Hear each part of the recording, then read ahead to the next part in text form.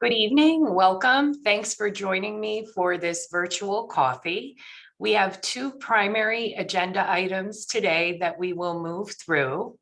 You can feel very comfortable asking any questions you have on the topics when we go through. You can put your topics in the chat to everyone or as a direct message to me, and I'll monitor the chat as we move through. In addition, you can also just call out your question. If I don't see you, raise your hand, or we'll all work together to make sure we get all the questions out. So it's a pleasure to have everybody here tonight. Of course, the big news in education this week was the lifting of the mask mandate. As you are aware, Governor Murphy was on Meet the Press on Sunday, and he announced that as of March 7th, masks would be optional in school.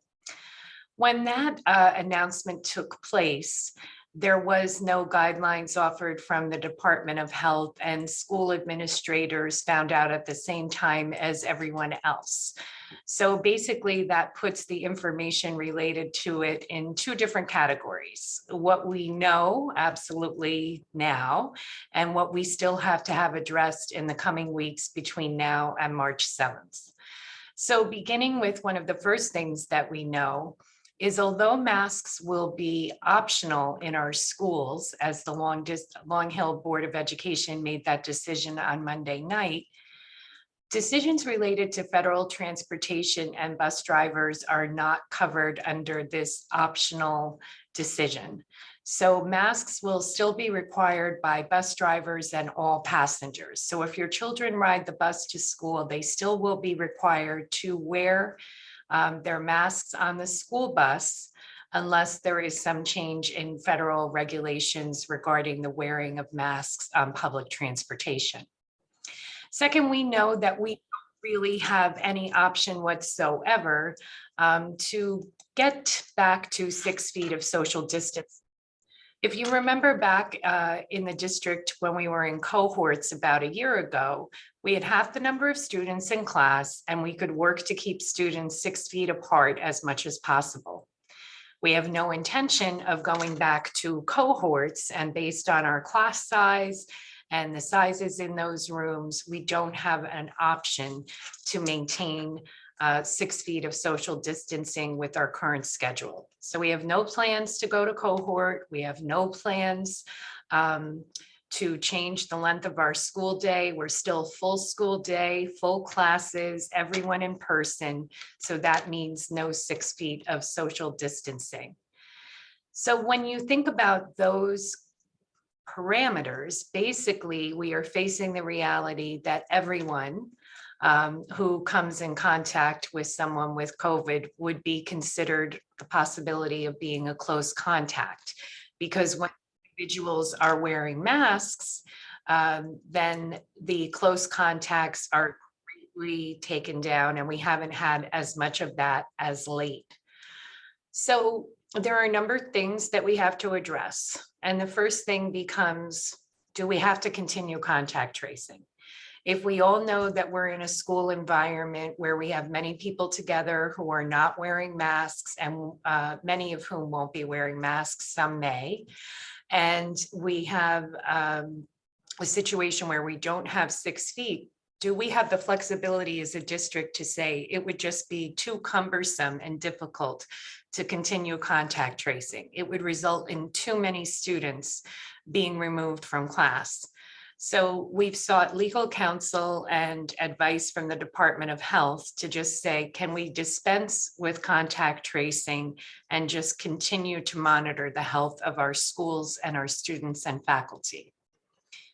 One thing that we have learned is that close contacts who are identified as only having exposure to COVID in school have a much less likely ability or much less likely to contract COVID than those individuals who have been exposed to COVID, say in their homes, where they're with the same people, they're unmasked most of the time, they're sharing meals, and they're together in much closer quarters. So when we look in our district, as in many other districts, the close contacts that are a result of school where there are more mitigation efforts at home than there are at home, so many fewer cases we see being diagnosed with COVID later. So if we have to do some type of quarantine, can we start to make some changes over where these things are happening, what the data shows us about who gets it? Also, we have to consider the question about preschool, because preschoolers often follow different guidelines, early child care and daycare setting guidelines, and we haven't been given any different guidance on that. The other thing is, under the current regulations, those who test positive for COVID or they're exposed as a close contact, if they're asymptomatic, if they're well, they come to school during what was traditionally a 6 to 10 day period where they can now come, might have been considered contagious, so they would have to mask. If we're mask optional, do individuals still have to mask up if they're in school on days 6 to 10?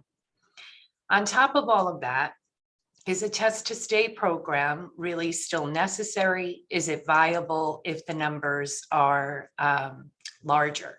So those are some of the questions that we're going to be working through in the next few weeks. And I see a question in a chat, which is, can you clarify the quarantine policy, a recommendation from the DOH or part of a mandate? So the quarantine policy that we are currently following is from the Department of Health, and it's based on CDC guidelines. And to your question, and if this doesn't answer it, please just send me a follow-up. What schools are saying now is, okay, can we have the ability to exercise some discretion and just no longer contact trace? Because we have seen that the in-school quarantines don't result in a large percentage of COVID cases that are positive later. And we're asking if we can forego that contact tracing and just move forward with a mask optional environment and limiting quarantines only to those who are very ill. I'm not sure if that fully answers the question. If not, pop another follow-up in the chat.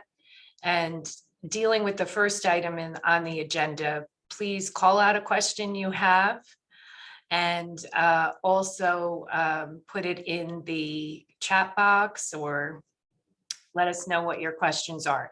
It is true that some districts, in fact, I believe it might be neighboring Chatham. I was in a large meeting this morning when we were discussing it, have eliminated contact tracing.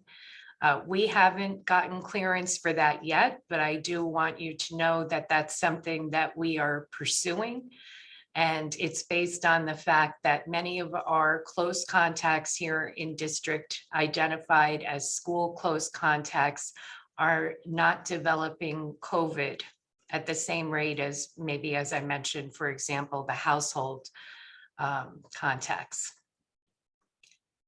One thing I do know is as soon as we get answers on these questions, I want to be able to give the faculty and families a clear understanding of how mask optional affects these questions. If you have other questions that the mask optional would present for your family, or just a concern you have about in the district, please pop them in the chat, send me an email, and that way I can make sure that when I send out the FAQs that we've come to, that everybody's questions are addressed.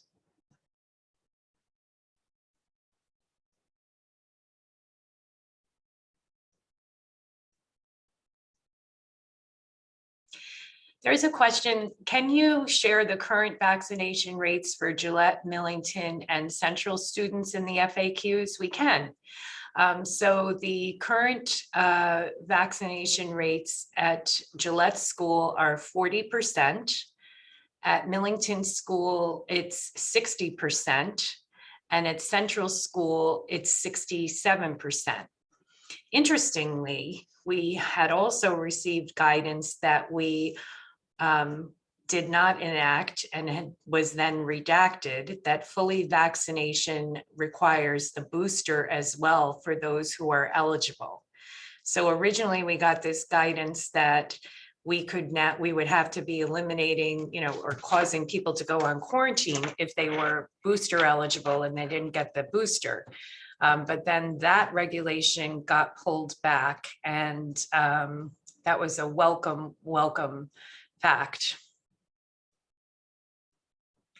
The vaccination rates continue to grow in each of our schools, so I will include the vaccination rates in the FAQs, because many people have indicated to me that a vaccination rate is something that they consider when they're thinking about how they will treat the decision of masking in their family, for example. Other questions on this topic?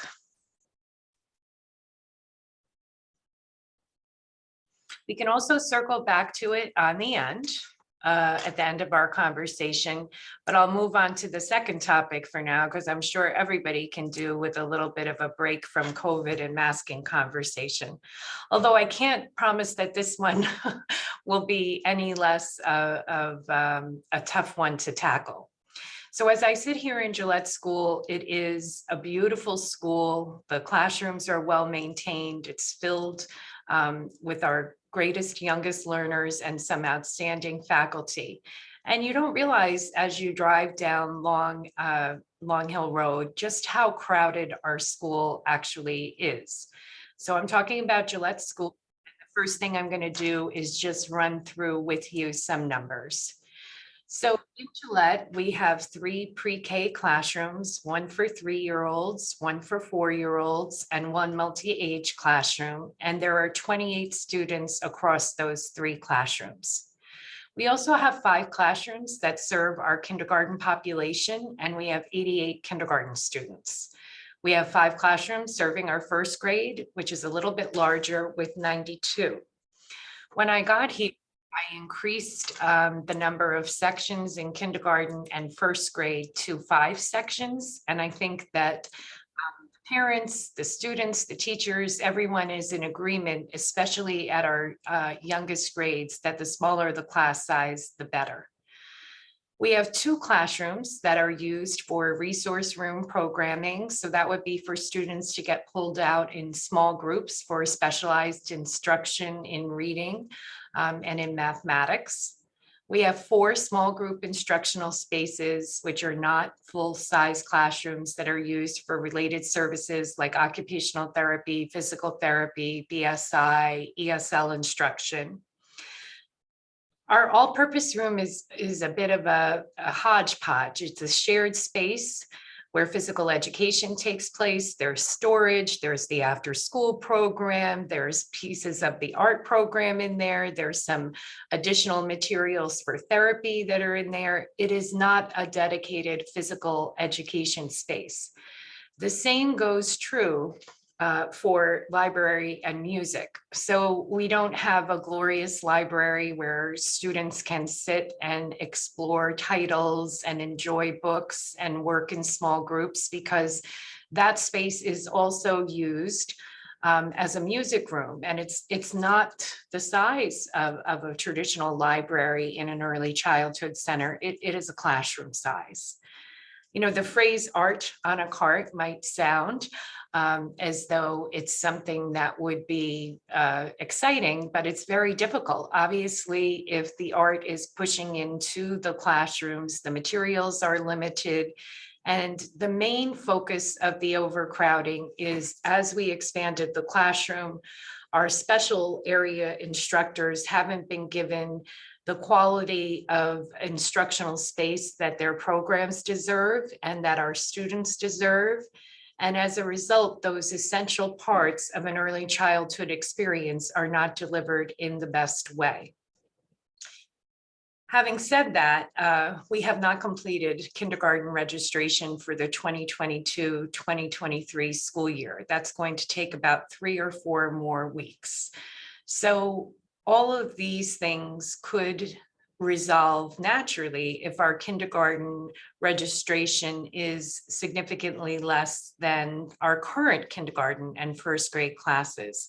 Because if we have a smaller number of kindergartners, we could house them with a decent class size in 4 classrooms and maybe rework some of the therapy spaces so that Gillette could be pre-kindergarten, kindergarten, and first grade.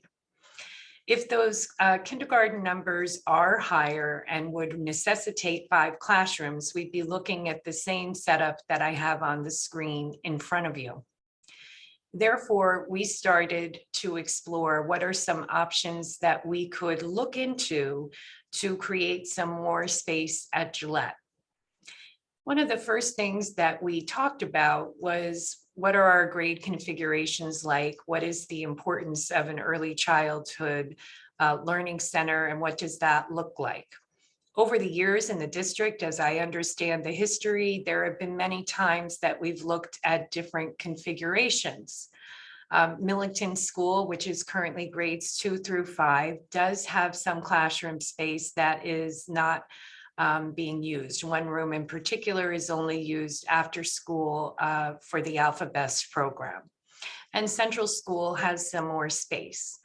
So I just want to walk you through kind of grade configurations, ideas, possibilities, and then I'd appreciate your feedback and questions.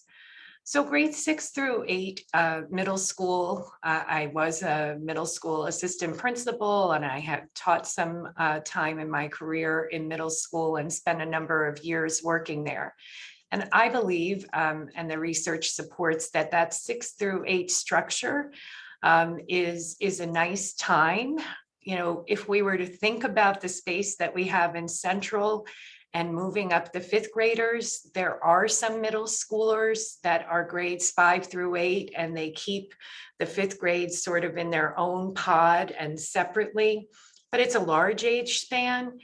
And you would be talking about our students who are currently in 4th grade, who have just gone through 2 years of a non-traditional school setting in a pandemic. And, you know, they're growing socially and emotionally, and moving them over into the middle school. And for educational purposes and for the extenuating circumstances in this year, it doesn't seem like the most advisable option to think about taking our current 4th graders and moving them over to Central so that we could, you know, have some more room to play with in the other schools. Secondly, then you think about the other end. Well, what if we just had Gillette as a pre-K kindergarten setting and moved our 1st graders to create some more room? That is, you know, moving about 90 students. There's 88 currently enrolled, and we always pick up a number of new 1st graders who maybe attend kindergarten in another location, but come to Long Hill for their 1st grade experience. And that's a huge transition for something that is really might be quite a temporary space crunch. So what do I mean by a temporary space crunch? Well, the first thing is we have to look carefully at enrollment over time and see how things are going to play out. And the second thing is we need to conduct a strong needs assessment of the district and our facilities, and that takes some time. Currently in Gillette, there is no faculty room. It's kind of a large storage closet that houses a refrigerator, bulletin board paper, supplies for teachers to work with. And there's no place for teachers to sit together, to collaborate, to plan lessons, to share ideas. It's basically a copier room in a closet with a lot of teacher supplies. One of the largest things that I have heard repeatedly from the teachers in Gillette is the idea that they would like that common planning space. They would like the ability to have a room where they can work together in a professional environment as teachers, and they deserve that professional space. If we were to look to have a faculty room and alleviate some of the stress on our special areas, we would need at least 2 more classrooms to sort of be appropriately reconstructed over the summer. So that's when, as you may have read in the echoes this week, because we discussed it Monday night at the board meeting, we began discussing the concept of our pre-kindergarten classes. Pre-K has some very special requirements for rooms. They have to be at least 900 square feet. The bathrooms and the size of the toilets and the sink have to be accessible for little bodies, and they can only be so many steps away from the main instructional area. We do have a couple of classrooms at Gillette, we do have a couple of classrooms at Millington, which would allow us to accommodate pre-K students. If we were to move pre-K students over there, that would be relocating at least probably just two of our pre-K classes, the 3- and 4-year-old class. And it would require us also using an interior courtyard there to set up a separate playground. Right now, if our kindergarten registration is as high as we anticipate that we would see, looking to relocate 2 of the pre-K classrooms so that we can have some breathing room at Gillette and effectively plan a long-term solution for the district would be desirable. So these shifts have happened in other districts. It might be something that's only needed for a year or 2, and then you might see a dip in population, or it might be something that would be needed for a year and 2 while you would revamp the primary space here at Gillette. So that's where we are in the process now. No decision has been set in stone yet. And I will continue to keep everybody updated on that as we get those kindergarten registrations in for next year. As a point of information, if you know anyone who has a kindergartner, just remind them to check the website, get the word out in the groups of parents that you have with younger children that kindergarten registration is around the corner. And we want to be sure that we have everybody appropriately registered. I'm going to stop sharing my screen so I can see everybody's faces or see their hands if they're raised. And I'm also going to look now to the chat. So the question is, what does the current needs assessment show? So to my knowledge, there is no current needs assessment. That would be a process that we would go through, and it takes quite a while. Stakeholder meetings, surveys, census data. So there is no current needs assessment. Right now, we're looking at a short-term solution while we dig into what our projected enrollment is over time. We might just be riding out a bubble for a year or 2. I heard that a number of years ago, there were 7 sections that we had in each grade level at Millington, and we were able to accommodate that. And the district looked carefully at it when they had 7 sections, meaning about 140 to 150 students per grade level. And then that bubble just went away and it went back down to 5 sections, which were extremely manageable. So part of a needs assessment is a careful analysis of demographic data. We have the district demographics study on our website. You can take a look at it, but it was done in 2018. Clearly needs to be updated, and it did miss the mark on some of the grade levels. That's not uncommon, but even a change in a few students at a grade level can trigger that extra class. So what about questions regarding where we are in the process with Gillette? Any feedback, any suggestions, any items you would like to be considered, or things that maybe I haven't answered yet?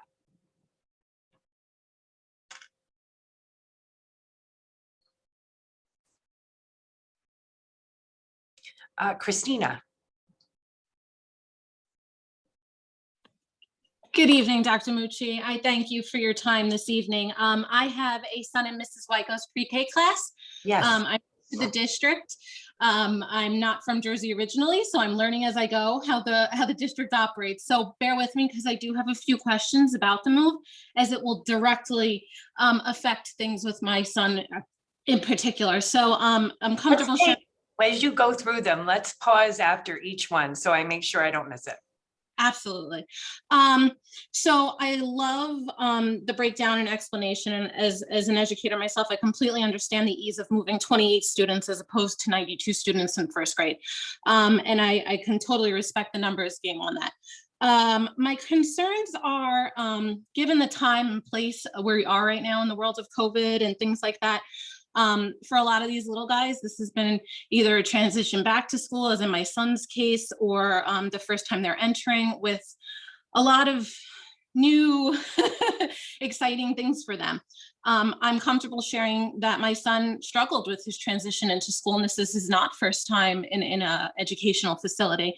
But given that we had time home during peak COVID, for us personally, it was a personal choice. It was what was best for us. I had a high-risk pregnancy, so he had to come home with me.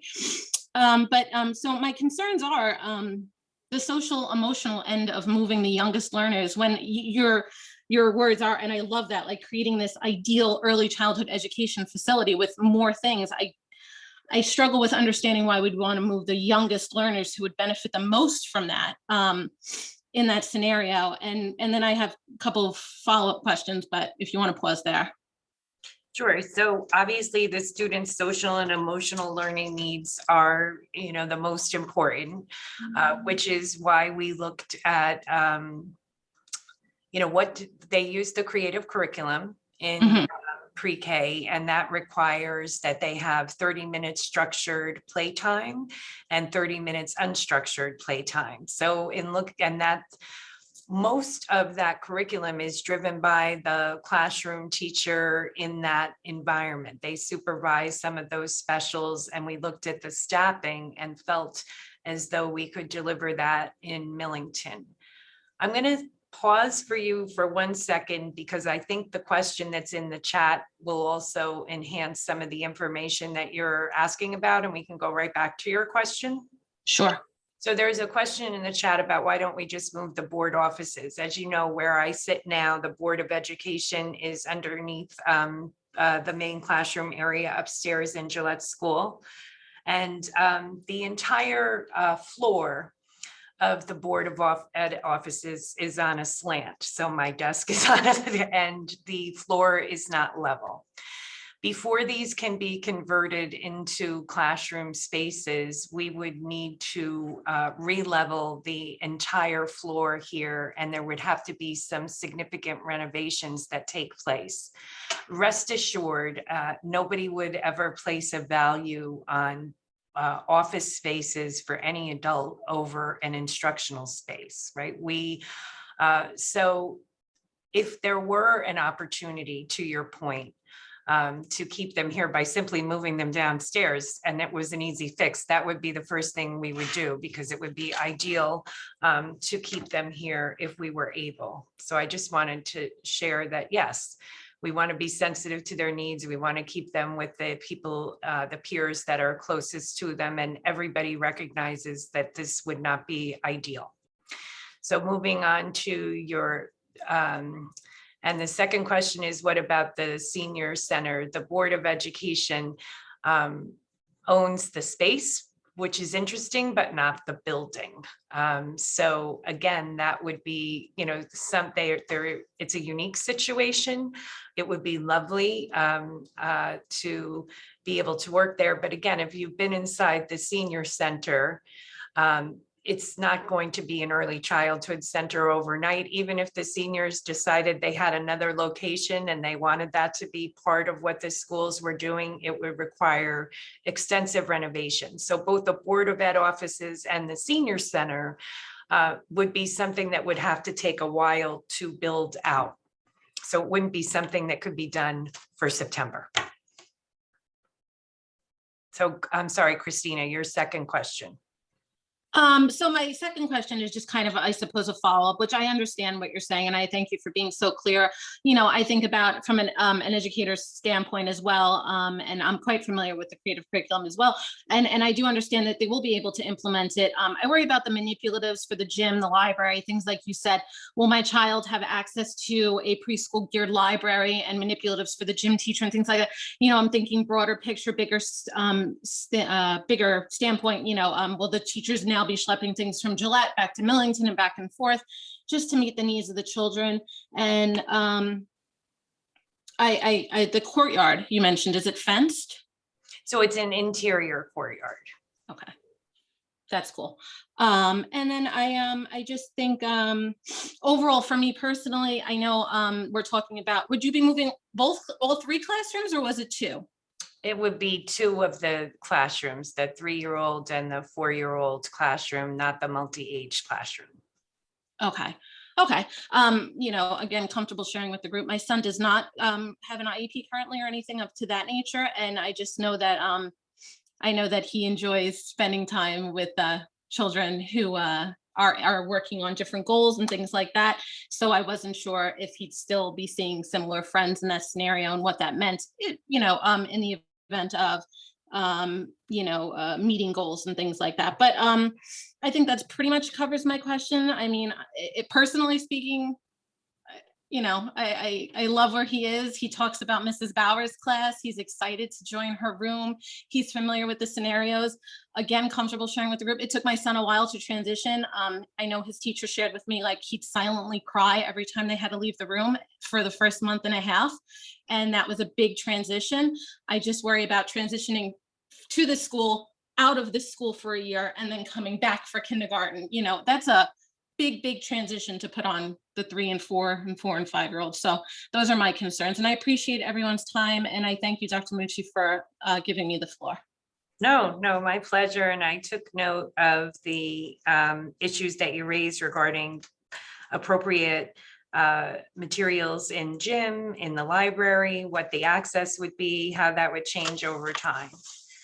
There is a question in the chat. My biggest concern about this is all the other districts, including a district like Warren, have been way more proactive about their student count and have extensive plans for current and looking at 5 years out. So why are we so seemingly unprepared? Well, that's what we're trying to correct next year by doing the needs assessment and by also working through a comprehensive 5-year facilities plan. We have been reporting that out.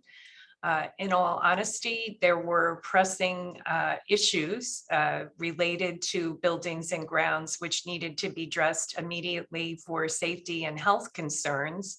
And those had to be addressed. And now we will be in a position to do what we need to do, which is to develop a 5-year facilities plan that is detailed and reflective of student population.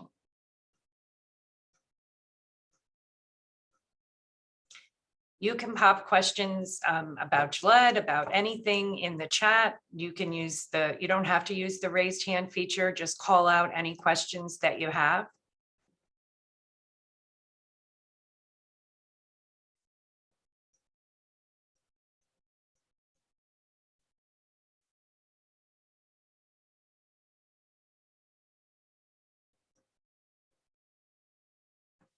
To be clear, would it be possible to move the 5th graders to middle school? No, that's not something that we would be looking to do this September at all. If the needs assessment and research showed things differently in the future, that could be a possibility, but not for September. What would lunch look like for the preschoolers? Lunch and snack would likely be in the classroom, although I can't say that we have drilled down to the level of what the schedule would look like. And realize that our concern and bringing everything up isn't to, sound the alarms and make everybody upset. But I think it's important to let you know as soon as we start having these conversations what the nature of them are. And as we get the kindergarten enrollment numbers, we might see that we will be able to do well with pre-K, K, and first grade here in Gillette.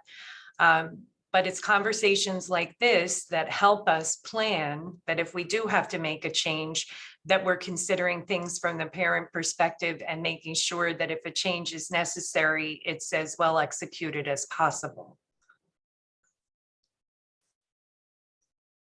For example, one of the things that we talked about is that because it would be bringing our preschoolers into a larger school for part of that we would stagger the drop off and pickup times so that we have our full attention on the preschoolers when they're coming in and when they're leaving, just to make life easier and more calm during the drop off and pickup time. Those are the types of questions that we're considering and looking at.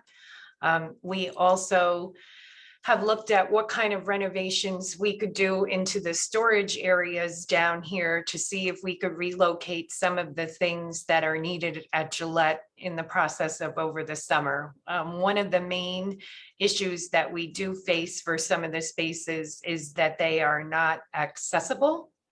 And they don't meet code, and those type of regulations take a little longer to work through.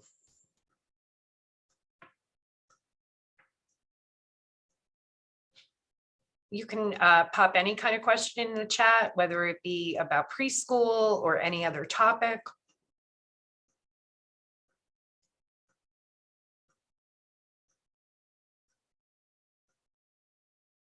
If we remain in this current situation, what would happen for specials in Gillette? Because well, they're just in the same situation. They're less than ideal circumstances, shared spaces. And, you know, the teachers have expressed that it's stressful, it's frustrating, it's hard to plan the types of lessons that you would like to plan. And we are looking to see, you know, as much as we can do and offer. I actually did ask the senior center if we could move art over there. I was figuring we could do, you know, mask breaks on the way. And their schedule is such that the way that our art classes work, that we weren't able to work that out fully. And we had to make some revisions to the schedule here. I think there are other things that we might also be able to do in terms of the therapy spaces to work to free up some room. And the kindergarten enrollment is going to be a big key to how we move forward.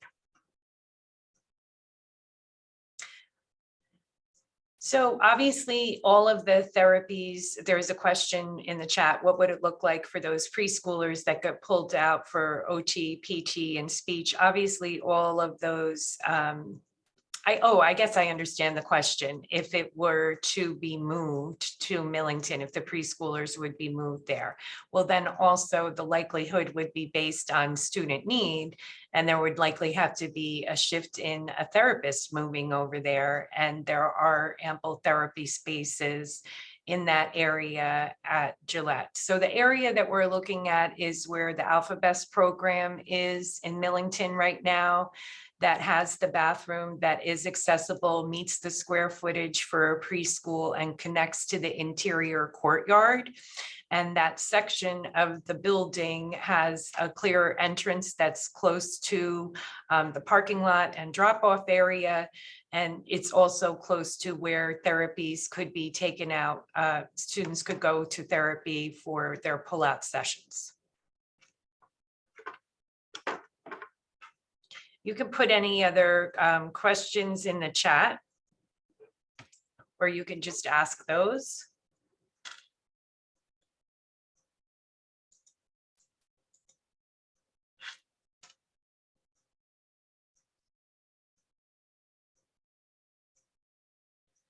So I think the theme of tonight is that we have two big things on the horizon: adapting to the mask optional environment and also alleviating some of the crowding at Gillette. And both of them are going to take more time to resolve.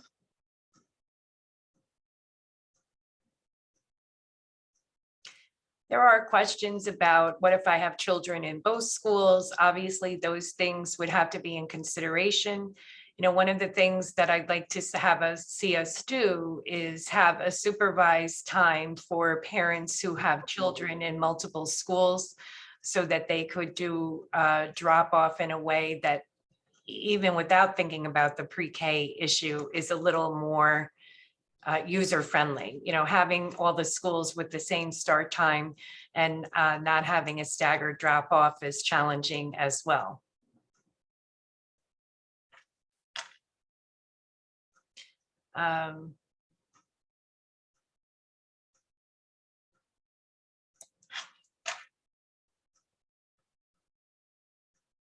Yeah, the teachers in Gillette and in the district were fortunate.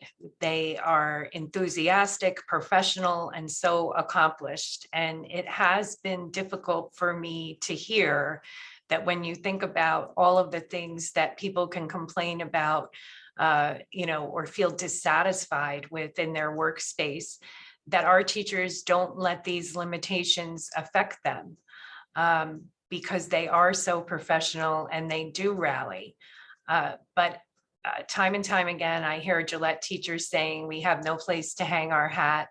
You know, when I look at Mr. Manto and the wonderful program that he wants to offer our students here in Gillette, and he talks about how challenging it is to prepare the types of lessons that he wants for the students. These are tough circumstances to work in for our teachers. And we don't undertake them, you know, lightly. And we do want to make, you know, the best working conditions for the faculty so that they can provide the best education for the students. And nobody wants to come in and move classes if there's another way around it.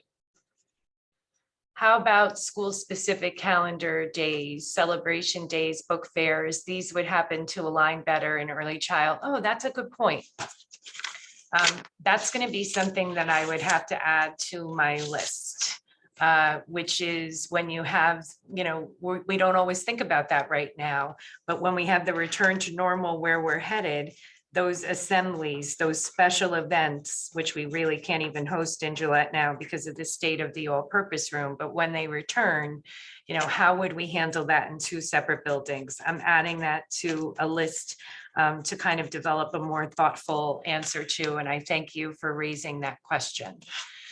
For the younger students and masking, will they be encouraged to follow what the parents choose if they prefer to be masked, or will students choose whether or not to mask?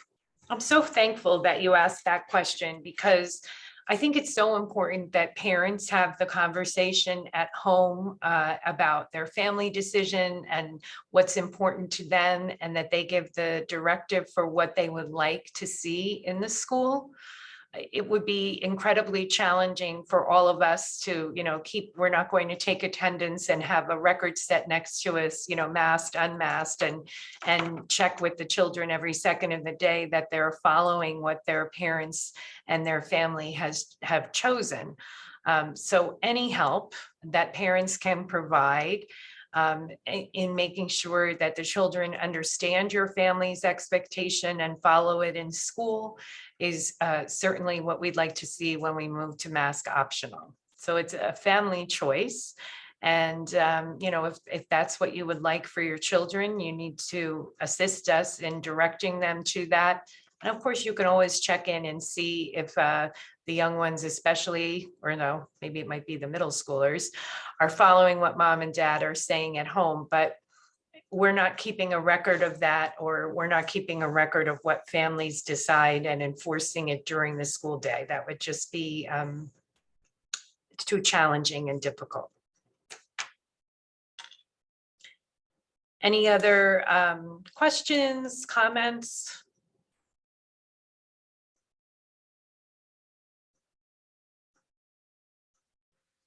You can feel free to follow up with any questions via email. I also will keep close contact and try and make the heading lines of the email such so that you can see registration numbers and where we are in each of these processes. Has the move to mask optional prompted any discussion of what types of measures need to be taken with the upticks of cases in the future, which hopefully doesn't happen. So it's really interesting. In the meeting that I was in today, we did have a large conversation about this, and our transmission rate here has gone from 0.55 last week to 0.51. So it's still continuing to trend downward and the cases are still going down. And the prediction that we had from the health advisory group that we spoke to today is that we should make it through the spring and the end of the school year well, but we should start preparing for an uptick again in November when things combine with regular flu. And part of what we were also discussing and was laid out at the Board of Education meeting on Monday is this is where we are on March 7th of 2022, and we will continue to monitor it and be responsive and look at other ways that we can anticipate changes and respond accordingly. So maybe in the winter, we might have to scale back some of the things we've been more relaxed on in the spring, but we hope that's not the case. So for specific questions about drop off, can we streamline the process? Can parents at Gillette stay in their cars or follow directions and be walkers if they can't? I have been on the drop off. I know, especially that hill and some of the small children, when someone stops at the end of the hill and then the child has to walk up all the way, I feel like they're tired before they even get to the door.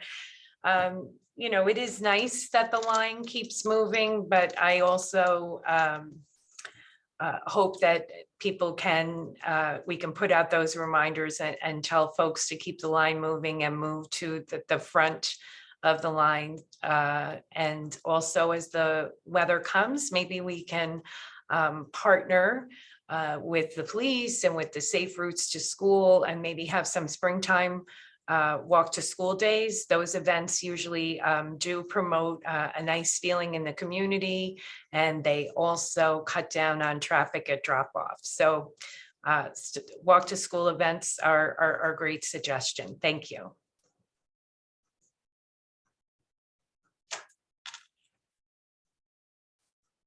Any other questions on any topic whatsoever?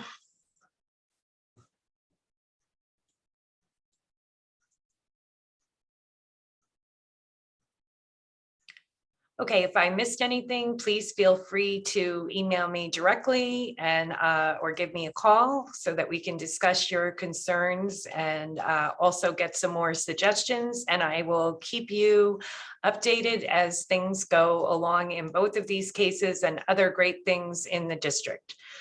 Looking forward to seeing everyone soon, and have a great night. Thank you.